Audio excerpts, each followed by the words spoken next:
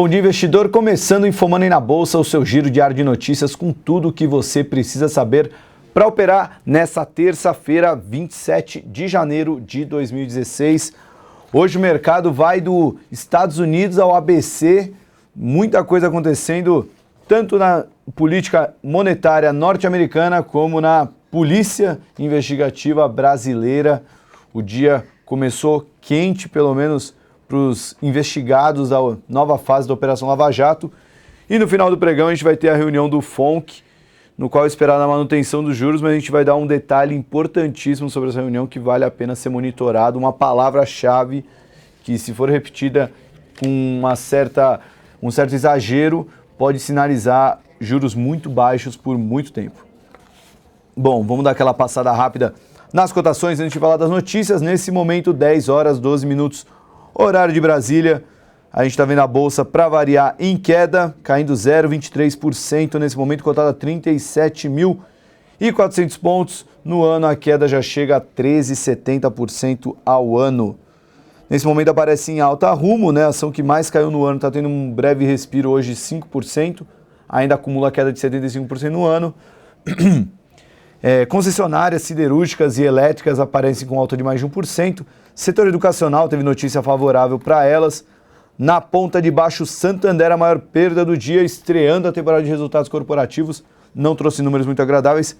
A Croton, que também, embora pudesse beneficiar com a notícia, um relatório do Santander hoje mostrou que ela, junto com a Estácio, seria uma das perdedoras das novas vagas anunciadas pelo FIES. Aparece também embaixo a Raia Drogasil, única ação que permanece em alta no Ibovespa. Aliás, Raia Drogasil e Sabesp, né? De 61 ações, 2 ações estão em alta nesse começo de 2016. Começo terrível para o mercado brasileiro. Setor financeiro também aparece em queda. Notícia bem ruim para o setor financeiro, a gente vai falar de tudo isso agora. Bom, antes disso, vamos falar primeiro daquela passada rápida no mundo. Vamos primeiro começar lá no Oriente com a Ásia. As bolsas chinesas recuperaram grande parte das perdas registradas durante o dia, ao final de uma sessão volátil nessa quarta, terminando com ligeira queda, enquanto o restante das ações asiáticas conseguiram reverter a tendência e fechar em alta. Na China, o grande destaque ficou para o lucro das maiores empresas do setor industrial, que teve queda de 4,7% em dezembro, ante o igual mês do ano anterior, e ela caiu num ritmo mais lento do que novembro, quando tinha caído 1,4%. Aliás, de novembro para dezembro caiu 1,4%.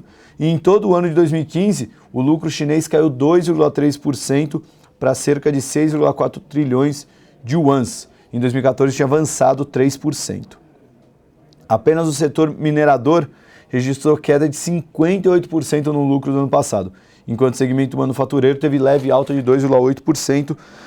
China mostrando cada vez mais sinais de desaceleração. O setor de mineração, você percebe que teve uma queda muito forte na lucratividade. Isso acaba refletindo no próprio cenário que a gente está vendo para as cotações do minério de ferro. Passando agora para a Europa, grande destaque fica com a Alemanha, que reduziu a estimativa de crescimento em 2016 de 1,8% para 1,7%, informações do governo nessa quarta-feira. A desaceleração econômica nos emergentes afeta os exportadores da maior economia europeia. O governo afirmou que o forte consumo privado deve liderar o crescimento esse ano e Berlim conseguirá manter o orçamento federal equilibrado em 2016, apesar dos gastos estatais mais altos em infraestrutura e com os refugiados. Sobre a Alemanha, um dos principais portos seguros, para quem gosta de acompanhar os portos seguros do mercado, os títulos alemães, eles, em momentos de muita crise, a gente percebe até eles serem negociados com juro negativo, o que mostra um claro receio dos investidores, preferem colocar o dinheiro com juro negativo na Alemanha do que deixar o dinheiro em qualquer outra praça financeira. Passando agora para a agenda do dia, hoje a agenda está bem movimentada, 10h30 da manhã, relatório do Banco Central mostrando o volume de empréstimos, taxa de inadimplência PF-PJ e relação crédito-PIB. Às 11 horas, o Túlio Maciel, chefe do Departamento Econômico do BC, vai fazer uma coletiva para falar sobre esse relatório. Ainda às 11 horas, Nelson Barbosa se reúne com o presidente da CNI, o Robson Braga, e às 12h30 ele se reúne com o presidente da CEMIG, Mauro Borges. Uma nota sobre Barbosa, amanhã deve sair o resultado do Conselhão e deve vir com um anúncio de 50 bilhões de reais de crédito disse o interlocutor da equipe econômica a par do assunto. Fechando a agenda, a gente chega nos Estados Unidos, 12h30 tem a abertura do pregão em Wall Street, 1h30 estoques de petróleo dos Estados Unidos, lembrando sempre uma alta maior que esperada nos estoques, pode puxar o preço do petróleo para baixo, que é o que a gente tem visto em quase todas as semanas dos últimos 2 meses. A estimativa do mercado é de 4 milhões de crescimento nos estoques. Ainda nos Estados Unidos, o Federal Reserve divulga a decisão sobre a taxa de juros. É esperada uma manutenção na banda entre 0,25 e 0,5, mas o uso da palavra volatilidade pode aumentar o delay entre os ajustes. Volatilidade. Se o Federal Reserve demonstrar receio com a volatilidade vista nos mercados mundiais, principalmente na China, pode ser uma sinalização clara de que vai manter os juros por mais tempo do que o esperado, ou podendo elevar só no final do ano, com certeza a partir do segundo semestre, não mais na reunião de março. Bom, falar sobre o Brasil, vamos falar rapidamente sobre o Conselhão e o Triplo X, a nova operação da Lava Jato. Sobre o Conselhão, os 50 bilhões de reais que o Barbosa deve anunciar como incentivo de crédito devem vir do BNDES para o setor exportador, do FGTS da Caixa para a construção civil, também atendendo Minha Casa Minha Vida, e do BB para a agricultura.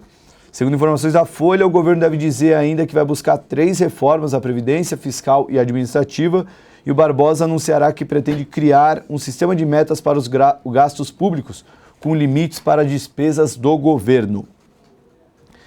Aí sobre o Triplo X, hoje começou de manhã a Polícia Federal cumprindo 6 mandatos de prisão temporária, 15 de busca e apreensão e 2 de condução coercitiva na 22ª fase da Operação Lava Jato. Essa nova fase se chama Triplo X e está fazendo buscas em São Paulo, Santo André, São Bernardo do Campo e Joaçaba, interior de Santa Catarina. O desdobramento da Lava Jato apura ocultação de patrimônio por empreendimentos imobiliários, diz a nota da Polícia Federal. Vamos agora passar para os destaques corporativos. Antes vamos ver se a Bolsa continua em queda, daquela pincelada rápida nas cotações, agora 10 horas e 19 minutos. Bolsa segue em queda, uma queda menor, agora 0,17%. Na ponta negativa aparecem ainda Kroton, Santander e Bradespar também agora aparecendo entre as quedas. Vamos começar então pelas piores ações do dia. Vamos começar pela Kroton. Notícia de ontem, o governo deve anunciar 250.279 novas vagas no FIES para o primeiro semestre de 2016. A notícia podia ter uma reação positiva no setor, mas o Santander, em relatório divulgado aos clientes, mostrou que a Ser e a Ânima são as 2 empresas do setor que devem ser as vencedoras. Ele até destaca que a Ser ganhou 80 pontos base em relação ao número de vagas que ela tinha no segundo semestre do ano passado, passando para 7,6%. Já a Kroton viu a participação dela cair de 17,9% para 12%, sendo ela e a Estácio as grandes perdedoras com essa novidade do FIES. A gente está vendo o resultado agora, a ação da Kroton caindo 2,25%. Fora do índice, vamos dar uma olhada na Ser e na Ânima. Nesse momento, a Ser Educacional caindo também 3%. Vai lembrar que ontem ela subiu bem forte. E a Ânima subindo 2,71%. Mercado já fazendo preço com essa notícia. A Estácio fechando o time, subindo 0,8%. As duas indicadas como perdedoras, uma está caindo, outra subindo. E as duas vencedoras, uma está caindo e outra subindo. Também na ponta de baixo do Ibovespa, passando a Unity do Santander caindo 1,8%, já acumulando perdas de 18% nesse começo de 2016. O banco divulgou o resultado, um lucro recorrente de 1,6 bilhão de reais no quarto trimestre, queda de 5,9% em relação ao terceiro trimestre do ano. Desconsiderando despesa com ágio, o lucro societário foi de 1,167 bilhão, queda de 7,8%. Carteira de crédito cresceu 6% para 260,98 bilhões, mas aí os dois dados preocupantes, a inadimplência, embora tenha ficado estável em 3,2%, a inadimplência para acima de 90 dias, a despesa com provisão para perdas com calotes entre outubro e dezembro, as famosas PDDs, somaram 3,497 bilhões, é um salto de 17% em relação ao terceiro trimestre do ano passado. As ações operam em queda nesse começo de pregão. Já falamos de educacionais, já falamos de Santander. Vamos continuar falando do setor financeiro. Um relatório hoje do Credit Suisse. Para quem gosta de acompanhar relatórios de recomendação, o Credit Suisse fez um relatório em outubro, rebaixando a recomendação dos bancos, já esperando uma estabilidade nos lucros esse ano, o crescimento constante dos lucros dos bancos, que se acostumaram a apresentar recorde de lucro ano após ano, deve se encerrar em 2016, já que não deve ter crescimento, e o Credit Suisse já começou a apontar para uma chance de queda no lucro. No relatório de outubro para cá, as ações do setor caíram em média 24%, e o Credit Suisse soltou um relatório hoje reavaliando o setor e mantendo a recomendação underperform, que é o similar à venda, dizendo que o cenário ainda está pior do que imaginado e mesmo com essa queda acumulada desde outubro, as ações, embora pareçam baratas, não estão atrativas aos olhos do Credit. Então ele acredita que o lucro ainda vai ser impactado, assim como a carteira de crédito, a qualidade dos ativos, mantendo assim a recomendação underperform para Banco do Brasil, Santander, Bradesco, Itaú e Itaúsa. Do setor a gente está vendo nesse momento Itaú e Itaúsa caindo exatos 1,23%, Banco do Brasil caindo 1,16% e o Bradesco, vamos dar uma olhada aqui no Bradesco ordinário sobe 0,11% e o preferencial cai 0,17%, ações do setor financeiro em queda, acompanhando esse relatório do Credit Suisse. Vamos passar agora para o setor elétrico, vamos dar uma olhada aqui em Eletrobras, Alupar. Vamos pegar aqui a ação da Alupar, também é Unity, né, na verdade. E a Unity da ASTT, Tiet 11. Eletrobras e Tiet estão subindo cerca de 1%. A Alupar opera em queda. Hoje saiu a notícia que a ANEEL revisou os valores das bandeiras tarifárias amarela e vermelha. Ela aprovou a redução em 33% do custo extra representado pelo acionamento da bandeira vermelha nas tarifas de energia, que passará a ser de R$ 30 a cada megawatt-hora consumido, antes era R$ 45 megawatt-hora consumido. Bom, passando agora para o setor aéreo, companhias aéreas que já não vêm tendo um bom desempenho nos últimos anos, continua tendo más notícias. A Gol, vamos dar uma olhada na ação da Gol, subindo 0,85, uma das piores ações da Bolsa em 2015 e também em 2016.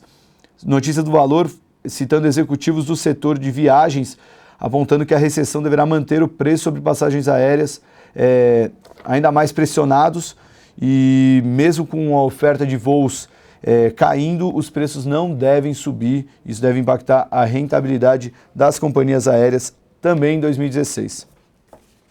Fechando os destaques da pauta, de bancos, ainda o Brasil Plural soltou um relatório rebaixando a ação do Banco do Brasil de overweight para equal weight. E fechando, não podia deixar de ser Petrobras, sempre aparecendo na pauta do Infomoney.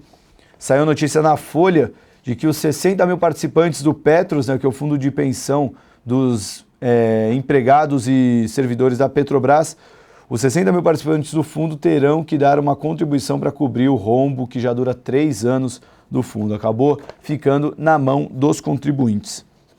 Os trabalhadores, obviamente, prometem questionar o processo na justiça.